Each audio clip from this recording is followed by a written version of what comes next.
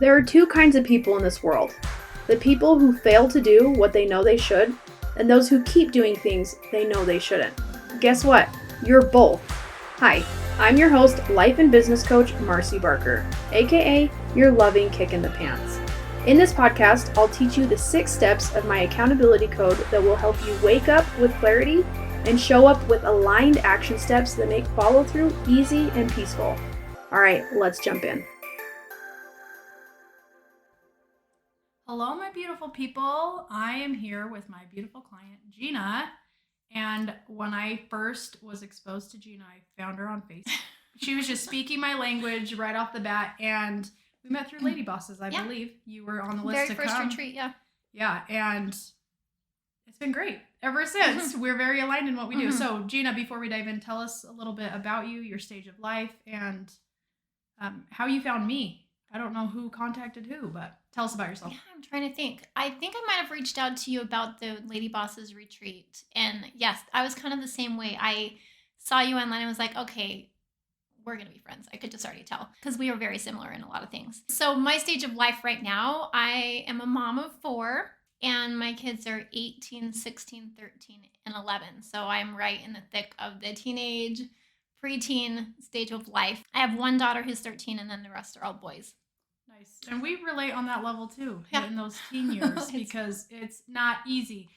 Okay, what's your Instagram or your Facebook? Because I want you all to put a face to Jeana. She's wearing these super cute glasses. You have style and you like to match, and I love it. So when I listen to a podcast, I want to put a face with that. So where can people find you? So my Instagram handle is @pureaspirations with the underscore in between. Cool. And Jeana Nunez. Yes. Awesome.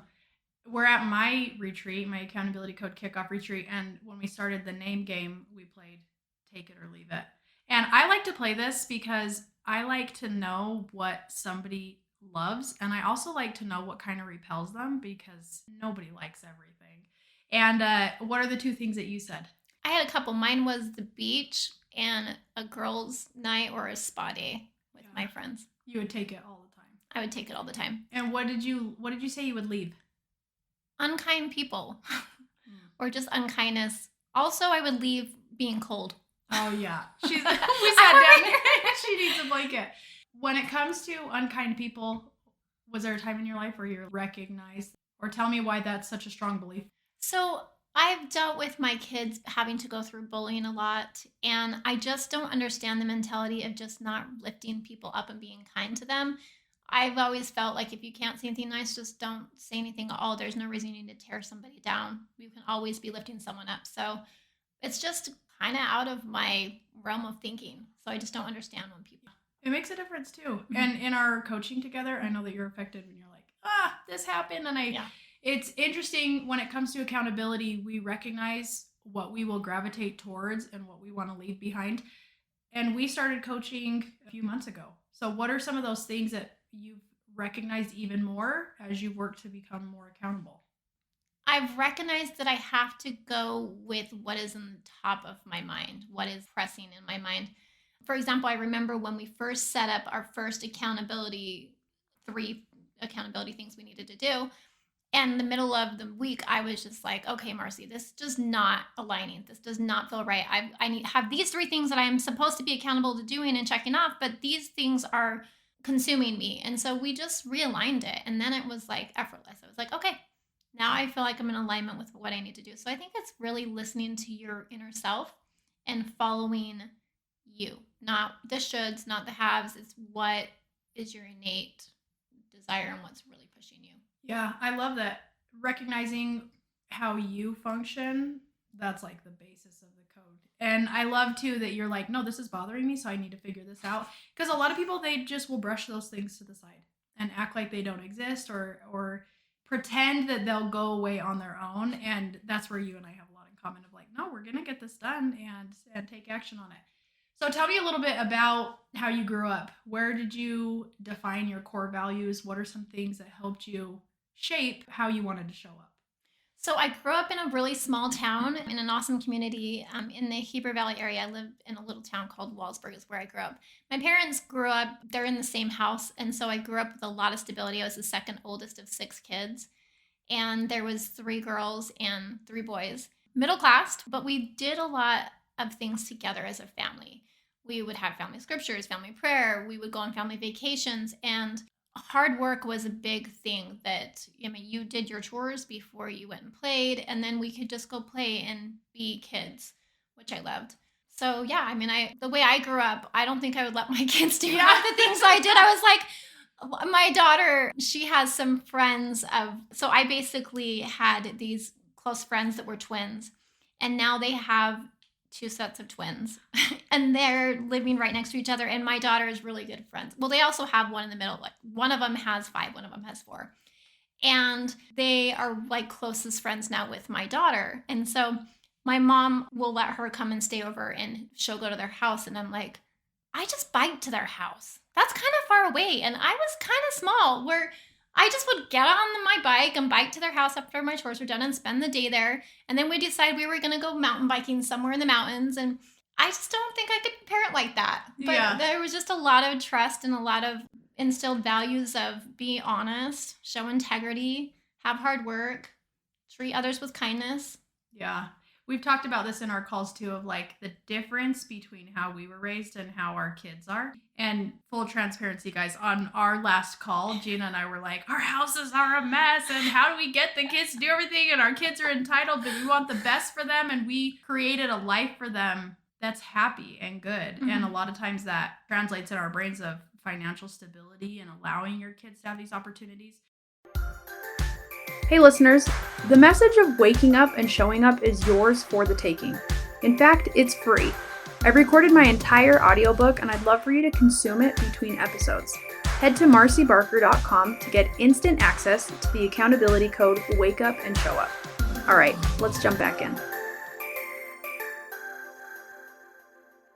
So when it comes to parenting, I know that you're like, I grew up with hard work and I always got my stuff done. So how has using the accountability code helped you shift into new expectations for your kids? Because we're learning we like can't force our kids to You do. can't. You Even can't though we force were them. raised so great, but we can't force them. Well, and I think you're learning as you go, and every kid is individually, they come in, their own package and they all have their own unique gifts. But what I've found is none of my kids are easy, I would say. They're all very headstrong and they're all incredibly, incredibly bright. But with that, so I have kind of natural born leaders, but I'm kind of that way myself. So I'm like, okay, I've got my daughter is kind of a mini me. But what I've found is they don't like to be told what to do. They like to make their choices. Kind of like you. Kind of like me. Although it's funny because I grew up always doing what I was supposed to do, but I don't like to be told what to do. Yeah. Which is kind of funny. And I don't like somebody telling me I can't do something because I was like, I'll show you. So what I've found though, in all the different ways we've tried, is when I gave them their voice to be able to decide, okay, look, this is something that needs to happen. We have to do this. So let's come up with a plan. And gave them their voice, things seemed to flow better. And so it's not perfect. We're still working through it. But I actually sat down with them and did the accountability code and said, okay, we're going to go through these steps. Oh. And this is how we're going to come up with our implementations of what we need to do to contribute in this household. Because I'm not doing everything. I'm kind of one of those people where I like to give, and I'm not very good at taking. But I realized I need to help these guys understand that they cannot just take advantage of me all the time, that they need to do things for themselves. And I want them to get that work ethic in them. Yeah, I love that. And learning to receive based on your own efforts, that's like one of the benefits of becoming more accountable. One thing I love is in one of our calls, I loved how we came up with your commitments, and your commitments were like each of your kids doing something individually. For listeners, Jeana is a go-getter, just like you said, and you've been doing you partnered with a wellness company. You've been doing it forever. And we'll talk more about that. But you said, I want to build my business so I can spend more time with my kids, but I don't want to sacrifice my time with them now. So we spent time on individually spending time with them. And you passed with flying colors of saying, my kid this and my second kid this. And it was really, really awesome. So as you are teaching your kids, I love that your core values of kindness is coming through, because you are a very kind person. But kindness sometimes has to stop if it's being overused or violated and all of that. So boundaries. How did your kids react when you took them through the code? Because some people are willing to do it and some people are like, don't tell me what to do. And Yeah. yeah. So the first time we had to go through it more than once. The first time ended in a fight and my my teen telling me not so very nice things and that he was going to do what he wanted to do. And I was like, well, good luck with not playing video games. And he wasn't very happy about that because he thought that he was just going to be able to go back to his old routine. And so when I called him out, I'm like, wait, the things that you agreed to do aren't done. So we're not doing video games. But this is the only time I can play with man. I don't care if that's the only time you can play with your friend. You should have thought about that before, but this is what is required. So there was a lot of pushback, and there still isn't perfection by any means. But I noticed my youngest one, my 11-year-old, he was like, okay, I'm just going to find the best way to do this. So he got his hoverboard and was hoverboarding around because his job was the main area. I literally assigned them different floors because I was like, they're not going to be in the same vicinity because they fight. So he was on his hoverboard, picking up things, doing things, like unloading the dishwasher. And I was like, that's awesome. That's genius. You're choosing a better way to work that's more effective. So he's picked up on it really well. My daughter, she's getting there. And my oldest, he likes to do things on his own time, but he's dependable. So if I ask him to take care of something, he's not going to do it right then and there when everyone's there because he's very introverted, but I can always count on him to do it. Yeah. So that's one thing that I love because when you are talking about all your kids, I love that you know them individually. And when we take a step back and look at it, it's like your kids are learning these things that you want them to learn. And sometimes we're just like, we want it now. We want it. We want all this clutter picked up and out of the way. But there's a lot of power in understanding how you work because you're like, I can't get stuff done until I have the basics or a clean space or all of that stuff. So I love that it's all coming together. So as you are working to grow your business, what are some things that you had to recognize, like, I have to get this in order with myself before I can go out and build my business in the way that I'm seeing success for? So I always had a lot of people in my field tell me that they saw my potential. They're like, oh my gosh, you have what it takes. You're going to be an amazing leader. You're going to be one of those people standing on the stage, sharing your story, inspiring thousands. And I've always had that. But then I think it was me believing in myself and knowing that I could do it. So I've always been stopping myself. I've had those limiting beliefs and I've really worked on my mindset and releasing those limiting beliefs. And I know that I meant for greatness and I meant to inspire and help others. So I think that was me. I was the obstacle. Yeah. So I wasn't consistent. It was not being accountable to my own consistency. And so that was detrimental into being able to be what I needed to be. So now that I've stepped into that, and that's really why I felt that I needed to be part of your mastermind, because I'm like, I can't just do 8 weeks. I've got major goals that are life-changing, and I need accountability constantly because I know that's what it takes. I'm one that will take action, and I'm one that likes to achieve what I set out to achieve because I'm very much that, I want what I want. Yeah. And so, I've always had this passion of wanting to help others, and I just know that I have a platform that I can do that with. Yeah, that's beautiful. And the good and bad news is, like, we always have to keep going. We get these experiences where we feel that resolve seriously, and then life happens, and you're like, I have to remind myself. I have to remain accountable to listening and then taking care of what's pressing on my mind now. So tell everybody more about your business. I know about your business because I love all the products that I use, but tell us more about it. Yeah, so my business name is Pure Aspirations because I'm really aspired to help people be able to bring more purity into their life. I don't think that many people realize how many toxins are out there. We're consuming over 200 toxins a day if we're buying from big box stores. And so if you can just eliminate some of those toxins out of your home, you're going to have better health, better wellness. And I'm really big patriot, so I love being able to support US. I think COVID really did me in there for the remainder of me, like, I'm willing to pay more and shop local and buy US, even if it's going to cost more because of just who I am. I want to be able to support that versus just billion-dollar companies that don't care about us and are poisoning us. Yeah. And so I really love to do that. I love to educate people about the toxins that are in their home. And I want to make healthy living affordable to everyone. So I give them the option of being able to buy safe, healthy products delivered straight to their door affordably. And then I love inspiring women and helping them aspire to what they want to become. So that's part of my mission as well. Yeah, I love that. And you also do a really great job of welcoming that attitude in, because I mean, I've heard this when people are around me, they're like, "Oh, I'm not going to drink so much soda," or "I'm drinking more water because of you," or I have luckily created an environment where people want to step up. And that's just the nature of accountability. And you have done the same thing of helping people and empowering them and balancing motherhood and business. It's not easy. What tip would you give to somebody who maybe feels torn between being a good mom or being an awesome business owner? What would you say to those people who maybe struggle with the ability to do both and feel good about their progress? I was one of them. I would let that get in the way. In fact, I was building a strong business and we had a major life event happen in our home.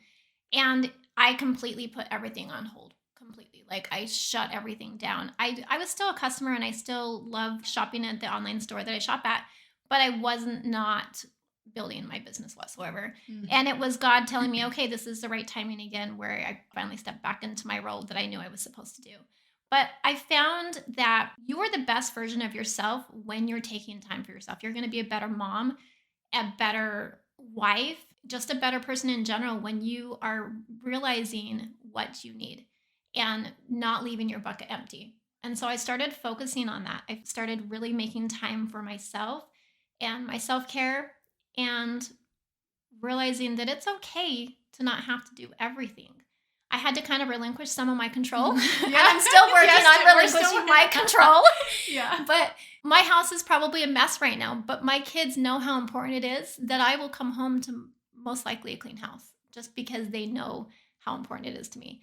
So it's just recognizing that they are capable of doing their own things and having them do their own things.